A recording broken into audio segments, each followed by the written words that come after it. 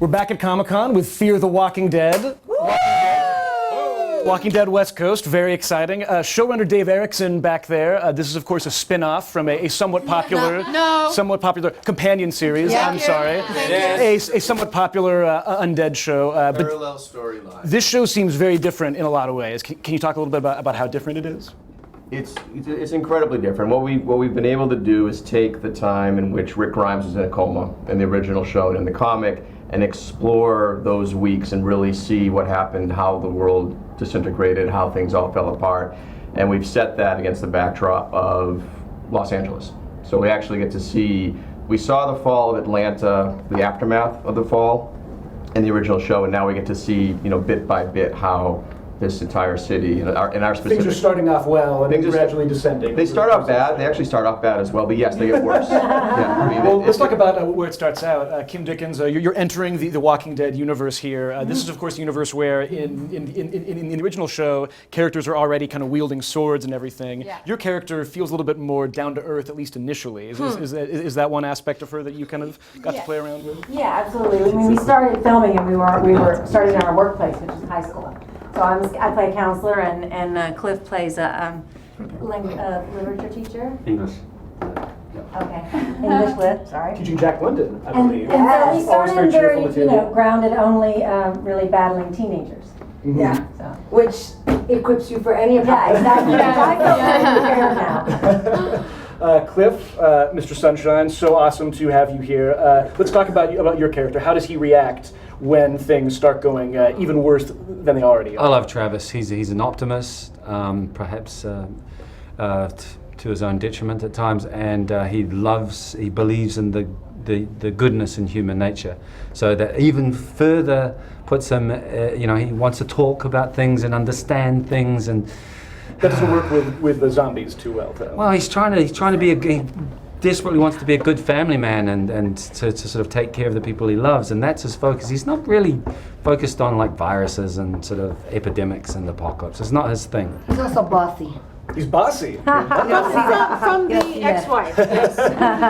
How does the ex-wife feel when the apocalypse hits? Like everybody else. Totally bummed. Like totally bummed. She had a date, and now she doesn't. She feels, well, I think she doesn't understand what's going on early on. She's very protective of her son, that guy.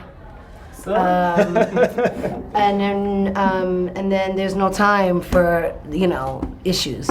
There's already sort of the problems of the typical blended family at the beginning, and then those there's no kind of time. And then there's like, get exacerbated. oh, I guess that has to go to the back burner.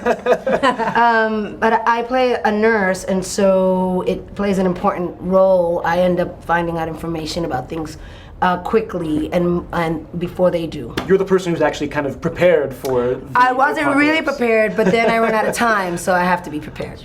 Now, Ruben, you're joining the Walking Dead universe. How does your character fit into this family? I'm a barber,